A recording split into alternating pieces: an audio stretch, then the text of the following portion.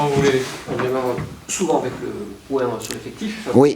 Alors, donc on a une séance là, à 16h, donc le groupe sera communiqué à l'issue de la séance. D'ores et déjà pour le match de l'AC Ajaccio sont indisponibles Yoni Senjo, qui s'est fait une douleur, il a une douleur musculaire, il a passé des examens, donc on connaîtra le délai de cicatrisation certainement en début de semaine.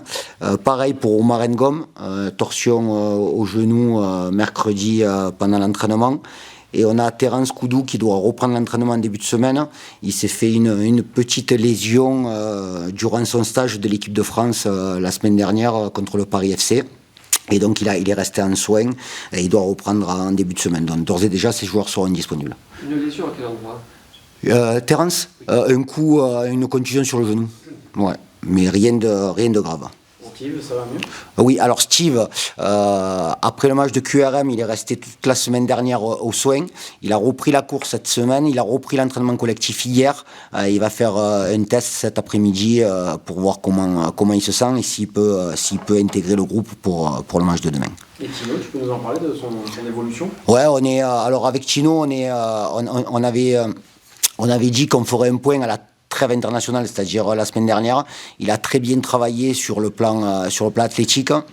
Il a un petit souci au mollet, donc on essaie de ne pas prendre vraiment de risques parce qu'on ne veut pas aller à la lésion. Il a fait un gros travail de capacité d'endurance et j'espère l'intégrer au groupe, peut-être d'ici une quinzaine de jours, mais après c'est toujours au cas par cas. Il faut vraiment faire. Il a fait une grosse préparation, son arrêt avait été important et donc il est dans les clous, quoi. Au niveau suspension c'est Sid Almeida et Anja Oussou. Anja Oussou, donc la suspension était quand même un peu longue. Vous faites appel, pas du tout Non. Ça t'a surpris d'ailleurs, c'est vrai que 3 matchs, ça paraît plus 1 avec sursis, ça paraît. C'est un carton rouge direct. Alors le match avec sursis, c'est simplement parce qu'il a pris un jaune en première mi-temps, c'était son 3e jaune. Donc automatiquement, ça a déclenché un sursis. Et après les 3 matchs, c'est un rouge direct. Voilà, il y a une grosse faute. Mais non, enfin, pas l'intention au club de faire appel. Bon, on peut venir en Corse 3 semaines après. Un joli souvenir, ça provoque quoi chez toi C'est pas la même région. Là, on était en Corse du Nord il y a 3 semaines. Là, on est en Corse du Sud. Donc, c'est 2 clubs totalement différents, même s'ils sont tous les deux sur l'île de Beauté. Et après, on sait qu'on va être confronté à une équipe qui est très solide, voilà, qui prend très peu de buts. Alors, je sais qu'ils aimeraient marquer un peu plus, mais c'est une équipe très rigoureuse, avec beaucoup d'expérience. Une équipe qui descend de Ligue 1. Donc, automatiquement, il y a toujours un délai de digestion quand on vient de descendre, mais c'est une équipe qui s'appuie sur des joueurs d'expérience et qui a la volonté d'intégrer beaucoup de jeunes, puisque leur centre de formation, c'est un centre de formation qui évolue très bien ces dernières années, donc des joueurs de qualité avec toujours la difficulté de jouer dans ce stade François Cocchi. C'est toujours difficile d'aller chercher un résultat à la CA. Justement, Nicolas, à quoi on doit s'attendre entre vous, qui êtes une des meilleures attaques de la division, la 2e, je crois, et cette équipe d'Ajaccio qui prend plus un pion depuis 4 ou 5 matchs. Ouais, qui enchaîne de bons résultats. Mais la volonté, parce que nous on marque des buts, mais on en prend aussi. Donc notre volonté, effectivement, c'est d'essayer d'assurer un peu plus l'équilibre et d'être un peu plus aussi hermétique, mais avec toujours la volonté de se créer des occasions, de créer du déséquilibre, quel que soit l'adversaire, quoi. C'est-à-dire que c'est toujours cette volonté de mettre du mouvement sur nos lancements de jeu, de mettre des courses.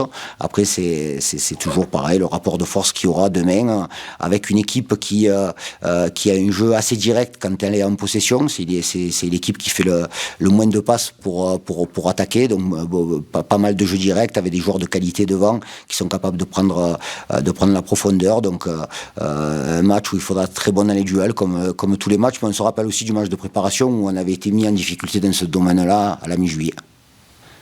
La solidité à l'extérieur, elle t'intéresse aussi de continuer à capitaliser dessus ? Ouais, bien sûr. De toute façon, quels que soient les matchs qu'on est amené à jouer, l'idée c'est que oui, continuer avec cette image du compteur qui tourne, c'est super important. On a eu une coupure d'une semaine.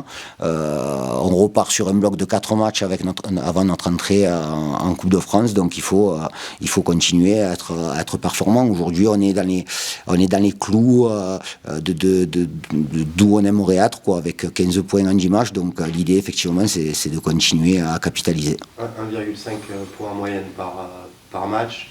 Ça a permis au POFC d'aborder une trêve dans une position qu'il avait peut-être de confort, qu'il avait peut-être rarement connu à ce stade de la saison.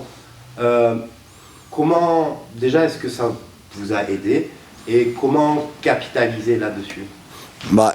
Il y a toujours une notion de confiance, c'est-à-dire que on a changé d'organisation, on a travaillé peut-être donc différemment par rapport à cette organisation-là, avec des profils de joueurs où on peut estimer qu'on a quand même pas mal de joueurs techniques, mais donc d'où la volonté de jouer.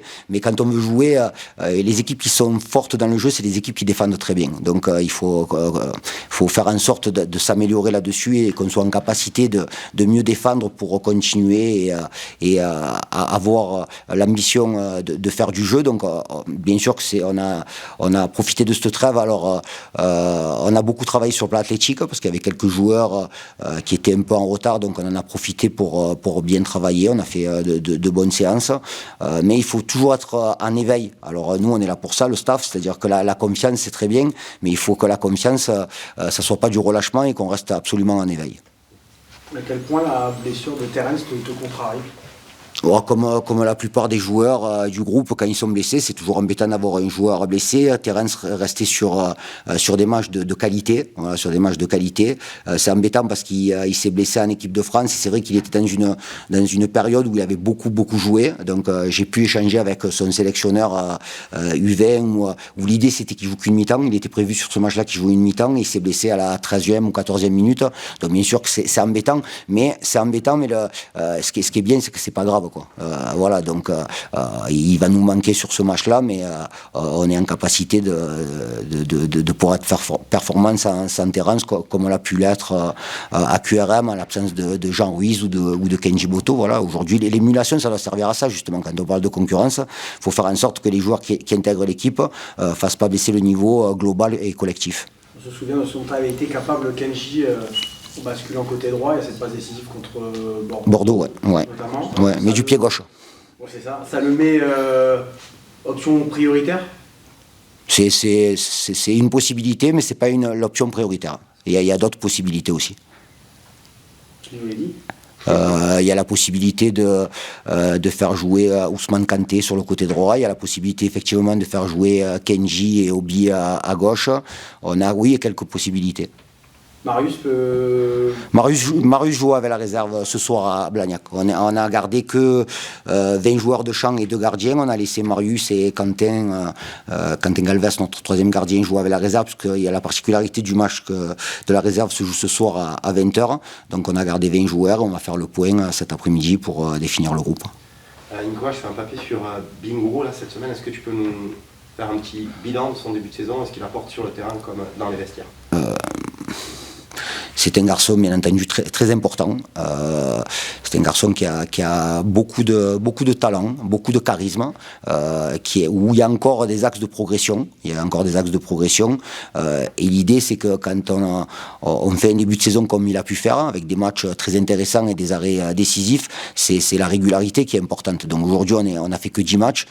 Donc l'idée, c'est que Bingourou soit dans cette hauteur de performance, voire plus, sur les 28 matchs qui restent. Juste, tu peux nous parler de ces axes de progression? Où est-ce que tu aimerais le voir progresser? Sur sa capacité, il a une très bonne jeu au pied, mais sur sa capacité à jouer encore plus vite, sur la prise d'information, sur la variation dans les lancements de jeu, sur le jeu long et mi-long. Donc là, il a progressé déjà. Il faut qu'il soit encore plus leader dans le vestiaire, même si c'est un leader qui n'a pas forcément besoin de prendre la parole. Il dégage quelque chose, Bing. Il dégage quelque chose et tout le monde est rassuré. Mais alors après, c'est pas pour. Mais Mehdi Janin lui fait beaucoup de bien aussi, parce que c'est un garçon aussi d'expérience qui a 6 ou 7 ans de plus que lui, et donc il y a une très bonne entente. L'ambiance de travail au niveau des gardiens est très bonne, et donc ça doit lui permettre à Bing d'élever le niveau chaque semaine.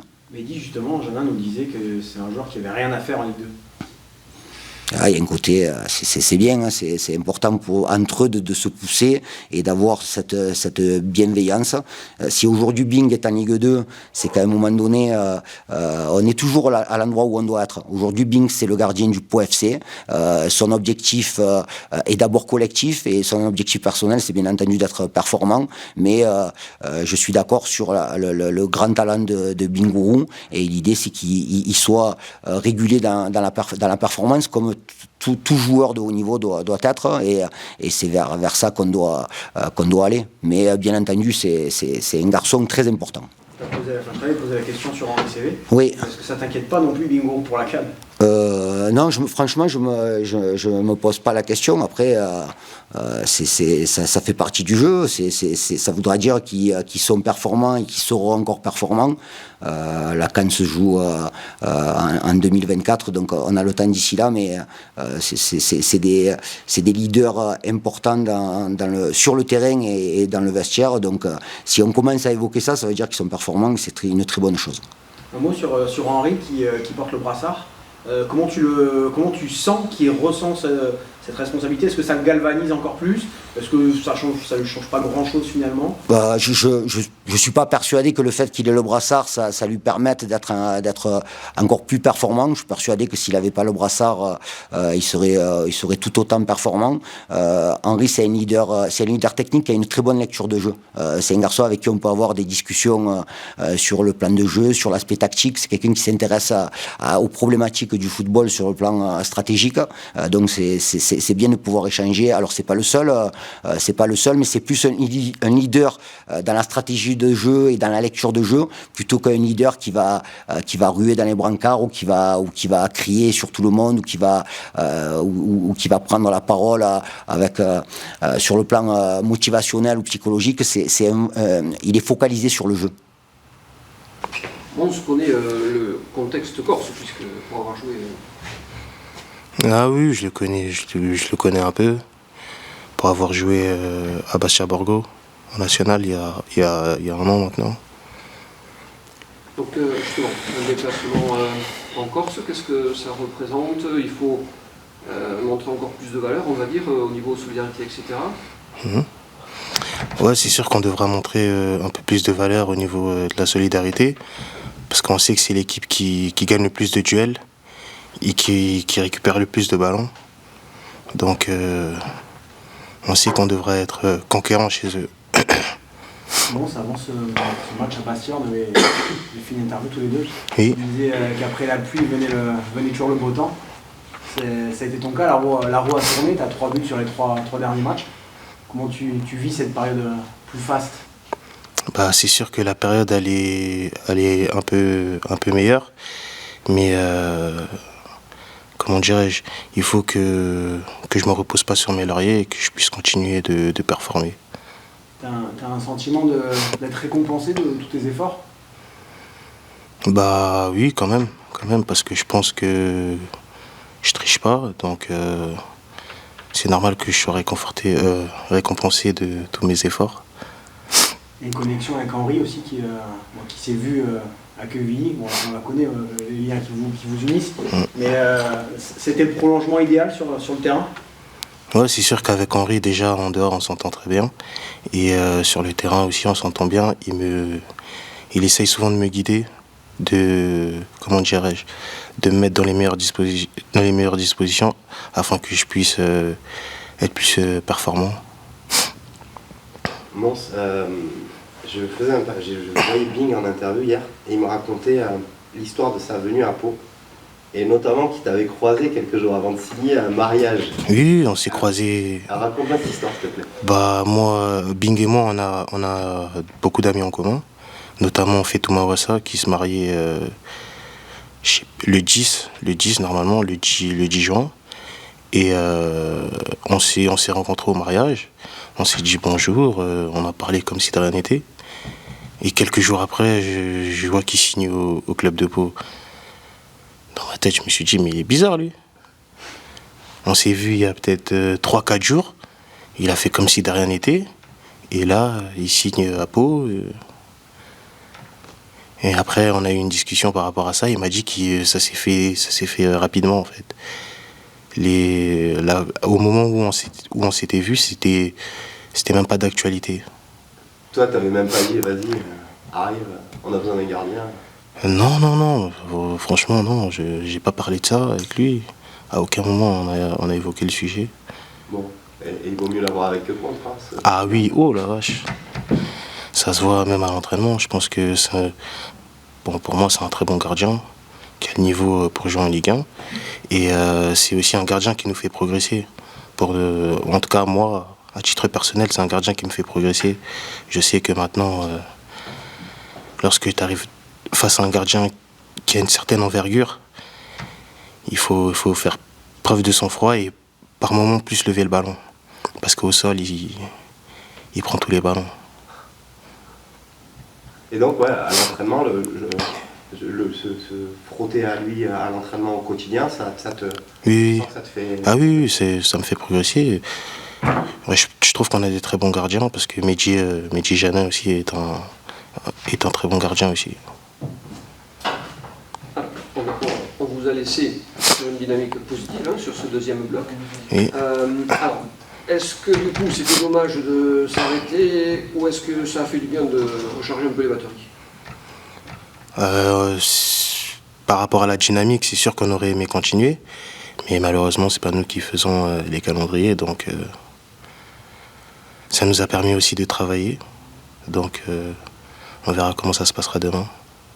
Sur le boulot que vous avez fait pendant la semaine d'entraînement, où il y a eu plusieurs doubles séances, toi tu travailles, tu joues sur deux postes. Est-ce que tu travailles autant sur deux postes? Est-ce que tu travailles plus sur un poste, celui d'avant-centre?